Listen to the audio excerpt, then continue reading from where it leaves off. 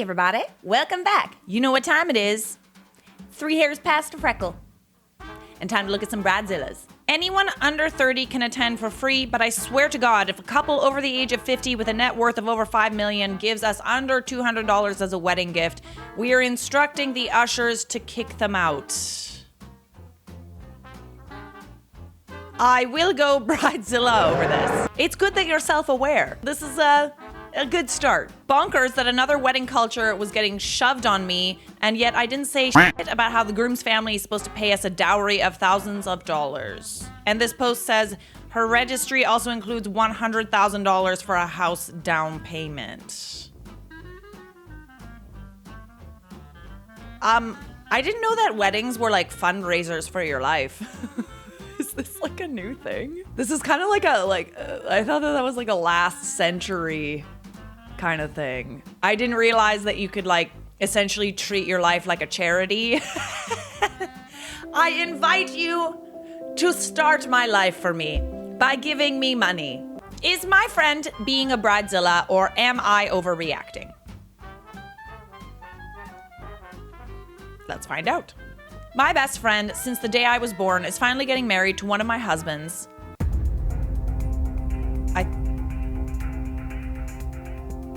I think you mean husband's friends? Hopefully. Oh, yes. Okay, there's more to that sentence. One of my husband and I's best friends. Okay.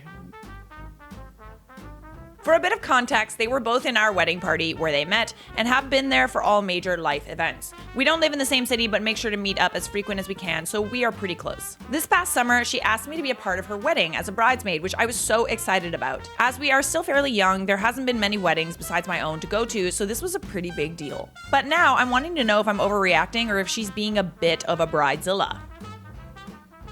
I am ready to assess. First off, we had a dress try-on party, which was exciting and expected, but found out the only type of dress she wanted would be over $200, satin, and being worn outside in plus 30-degree heat in August. I get wanting to have your vision, so that's okay, but it may be a sweaty event. This was the first time we were all expected to bring gifts for the occasion and throw a party for the bride, which we were all happy to do. At the party, she decided to tell us that we were also required to pay for hair and makeup if we want it, and find a specific shoe for the big day. Not a big deal, but wondering what she will be chipping in for. Now moving on to the bridal showers. Bridesmaids are expected to provide all the liquor for a 300-person event, one for family, one for friends. Come a day in advance to make all the party decorations and provide a gift off the registry for the shower. I did expect to help with decor, but not such a pricey day for the shower. Last but not least, the bachelorette parties. Plural. We are expected to spend $1,000 just to attend the events. This is not including food and drinks that is expected of us to provide the whole weekend or decorations and strippers she wants there. Also, this is a 4-hour one-way trip to show up for me where they booked the Airbnb and they are wanting me to show up at 10 a.m. The second party will be more low-key at her parents' for the people that aren't invited to the first one.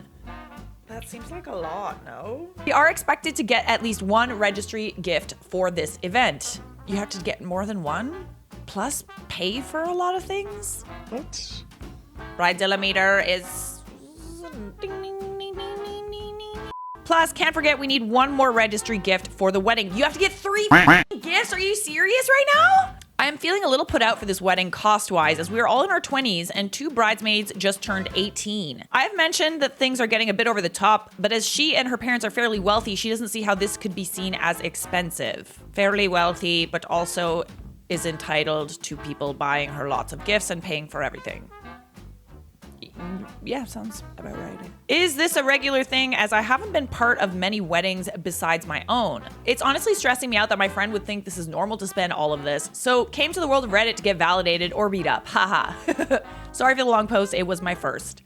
I don't think you're being unreasonable. I'm not sure if she's treaded into the realm of bridezilla just yet. It's a brewing. There's things a brewing. I have a feeling you guys are gonna have a fight. I can just sense these things. You're not overreacting. That is a little too much expectation for a wedding. And again, since when are weddings and all the events surrounding weddings fundraisers for your life? But let's see what Reddit had to say. Honestly, bonkers to me the expectations of gifts. For it to be a gift, it should be freely given, in my opinion, and not expected. Bridesmaids paying for their own dresses is sometimes usual. True. But the cost of all of those different parties seems totally over the top. If I were you, I'd just say the costs are beyond what you can manage, so you'll step out to let someone else get involved. Agreed, and wanted to add, when you tell her that the costs are beyond what you can manage, if you expect that she's gonna push back, especially since you said she's wealthy and maybe a bit of out of touch, it might help to have a specific budget in mind that you can mention to her. Tell her that you would love to be a bridesmaid on her special day, but the most you can afford to spend across gifts, bridesmaids, dress, hair, given your budget is $500 or whatever makes sense to you. If she really is your best friend, she'll find a way to make that budget work for you to stay in the wedding party. It's like, if someone told me that I was gonna be a bridesmaid or a maid of honor or whatever, I'd be so excited. And it's like, oh, by the way, you're gonna have to spend like at least $10,000. Isn't that great? No, it's not. It's not even my wedding. What I want to know is, how much does she spend on your wedding? You failed to mention that. I think that's also important. Am I the a-hole for telling my fiance to get over himself? I'm intrigued. But I'm not going to read it out until you subscribe, so. I've done it. I've had it with you. I'm done. No more. I'm engaged to my fiance, and we're getting married soon. I will say that he was married before and had a 13-year-old son who passed away 4 years ago. Oh, that's sad. Let me tell you, he is still pretty much grieving, not judging him for that, but his grieving can and will cloud his thinking sometimes. We are currently in the wedding planning phase, and he asked that we reserve a chair at the venue for his deceased son. I was dumbfounded when I heard this, but he said he knows his son will be there for him spiritually, and he'd like to reserve a seat for him out of respect and make him feel included. I tried to be gentle because this seems insane and told him we can't do that because guests will be asking questions and will think he's mentally unstable.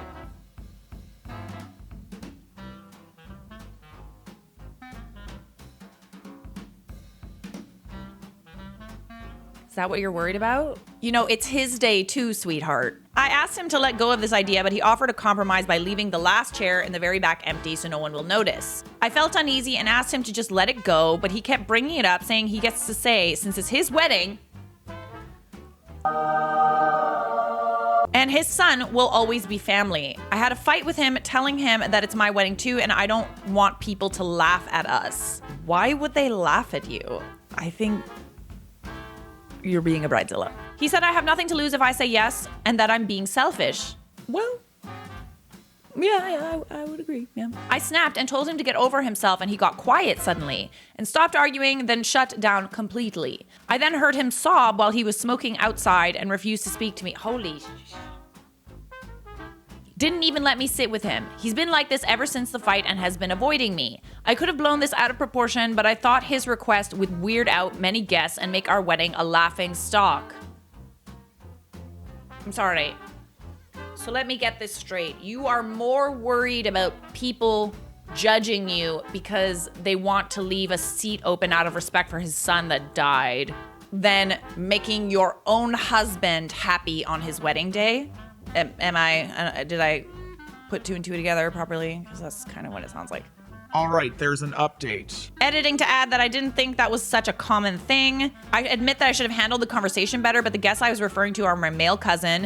They're terrible and make fun of everything and take every opportunity to turn an event into a laughing stock. Well, then it doesn't matter if you do that. And hopefully they're reasonable enough human beings to not laugh at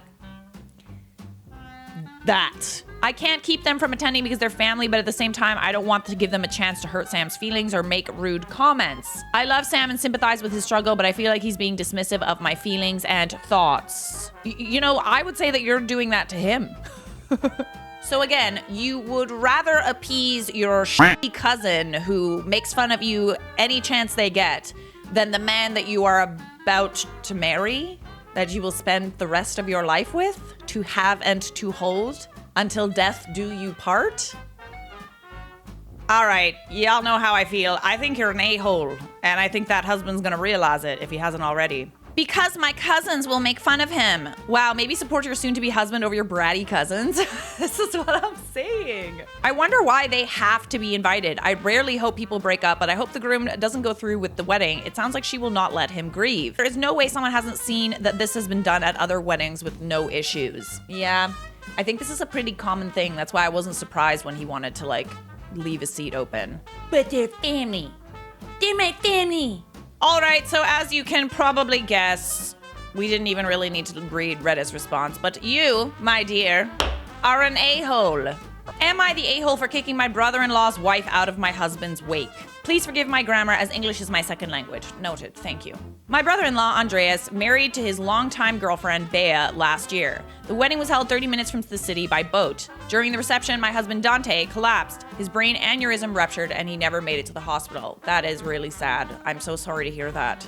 First day of my husband's wake, Andreas and Bea came. Andreas had been crying. I noticed how he looked like he hadn't had any sleep. Bea gave me her condolences and placed flowers beside my husband's casket. Andreas was always there, only leaving to shower and change, while Bea would visit every night. On the fourth night, while I was making coffee, Bea approached me and started telling me how terrible things had been. Dante dying on the most important day of her life. I told her how devastated I was. We'd always been careful since the day we found out about Dante's aneurysm. He quit his job as a physics teacher at our local high school 3 years ago. We visited our GP regularly to make sure that everything was going well. Bea cut me off and said, So you mean you knew about the aneurysm? I told her yes, and that he'd been taking medication for it. She said Andreas never told her about it. She continued saying it was reckless of us to dance and drink when we knew about Dante's condition.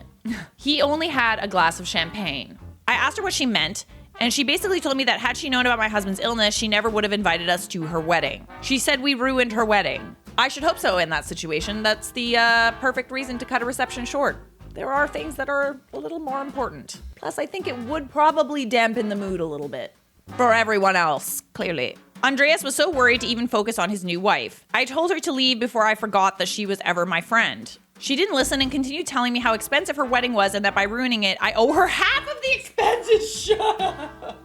I'm sorry I'm laughing. This is not, this I laugh when I'm very uncomfortable. I shouted at her and told her to get over herself. My in-laws heard us and came to stop everything before it escalated. I told her to leave and never come back unless she apologized. My in-laws, who didn't understand what was happening, told Andreas to take Bea home. Both mother-in-law and father-in-law were upset with me for causing a scene in their son's wake. I did tell them what Bea said. They only found out after Andreas told them. He and Bea had a fight and they had moved their honeymoon, which was supposed to be a month after we bury my husband. To make the long story short, Bea didn't apologize. Until now, we still haven't spoken. I don't go to family dinners anymore, but I still have a good relationship with my in-laws. I do believe I have all the right to be angry at Bea, but I also want to make my in-laws happy. They have been nothing but good to me, and unless Bea and I make up, there will always be tension in our family. So am I the a-hole for the way I reacted? Was kicking her out an overreaction? No, I think that you reacted reasonably in that circumstance.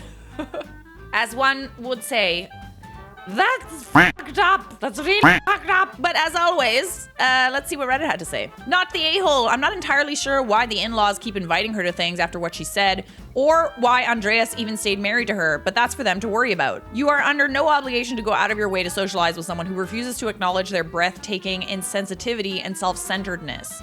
This and this, every word, I am flabbergasted. As I said, this is fucked up. Fucked up. You went as far as commiserating with her on your own husband's wake. But yeah, it does suck to have this happen to one's own wedding. But this was also very mature of you. What you got after was just wow. I especially love the pettiness of asking for a refund. That's the most fucked up thing to me. Here's the thing. I can understand being upset about something like that. Like just the whole thing. There's lots of emotions running. Grief shows itself in different ways. But then to ask for a refund as if like it was your fault? Like a complete accident? Okay, all right, so the next person kind of agrees with me. Yeah, it's okay for Bea to have these thoughts, emphasis, thoughts. Feelings are valid, but that doesn't mean that you should make your feelings known all the time. Because grief does weird shit to people, and it was her wedding. But you know who you never express those thoughts to? The widow or the grieving family! Like, holy shit, keep it to yourself and or your therapist! Yeah. Honey, I got a great therapist that I could recommend. As you probably guessed, Reddit has dubbed this person not the a-hole, and justly so. And to Bea, that's really your name, I want you to think about what you've done and apologize immediately. Subscribe!